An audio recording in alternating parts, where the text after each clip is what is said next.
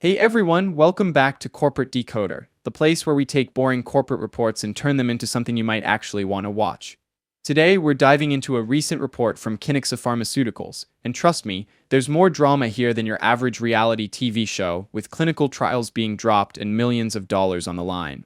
First up, the date to keep in mind is February 21, 2025, because that's when Kiniksa made a pretty significant decision. They decided to pull the plug, meaning stop, on the development of a drug called mavrilimumab. To do this, they're ending a license agreement with a company called MedImmune. Think of a license agreement like renting the rights to use someone else's invention. Kiniksa had the rights to develop and sell mavrilimumab, but now they're giving those rights back. This termination, or ending, of the agreement is set to fully happen on May 22, 2025. Now, why is this important? Well, under this agreement, Kiniksa had exclusive, meaning only them, rights to use MedImmune's technology to create and sell mavrilimumab. This drug targeted something called the GM-CSF receptor alpha, which is involved in inflammation or swelling in the body. Switching gears slightly, on February 25, 2025, Kiniksa released its financial results for the year ending December 31, 2024. Let's see what those numbers look like.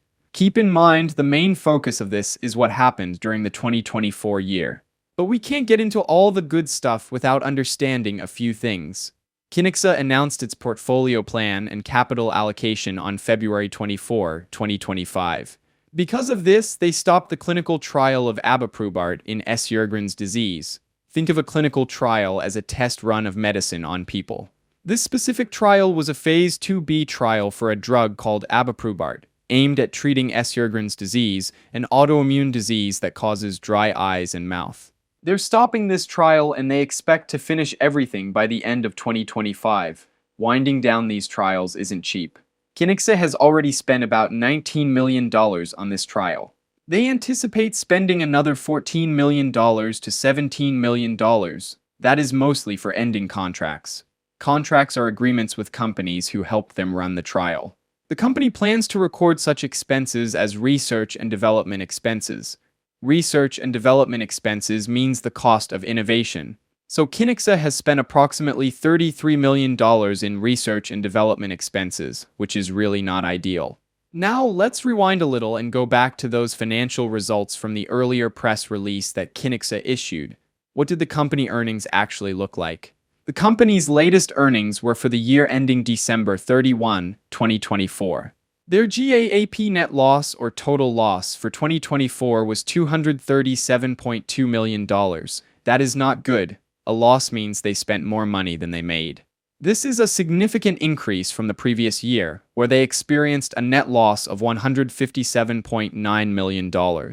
Revenue, which is money coming in, was $201.3 million for 2024. They had $369.4 million in cash equivalents, and short-term investments at the end of the year. This is money they can use to operate. So what does this all mean? Let's break it down. Kiniksa is refocusing its efforts, meaning they're changing their strategy. They stopped the trial for abiprubart and they're giving up the rights to mavrilimumab. The cost of stopping that trial is expected to be almost $33 million, and they hope to be done with this by 2025. This is happening because Kiniksa is changing its priorities, meaning they are focusing on other things instead of these drugs. Financially, things aren't looking great. The company lost a lot of money in 2024, $237.2 million to be exact. This might be due to some failed trials that cost money. They still have a good chunk of cash on hand, almost $370 million, but they need to be careful about how they spend it. Kiniksa has cash and plans to use it, but that cash won't last forever. Looking ahead, Kiniksa seems to be betting on vixarelimab and KPL-404. It is important for them to succeed, especially given their financials. The company needs these bets to pay off, meaning make money, or they will need to raise more cash. So what's my take on all of this? Kiniksa is at a turning point. The company is trying to focus on the future, but they are still paying for past mistakes. They're trying to adapt, but they need to make sure they can survive long enough to see their new strategy work. Ultimately, Kiniksa's future depends on how well they can manage their money and whether their new drug candidates or products can deliver the results they're hoping for. If they can do that, they might just turn things around. If they can't, the road ahead could be tough. Thanks for watching. If you found this breakdown helpful, please like, comment, and subscribe for more corporate deep dives.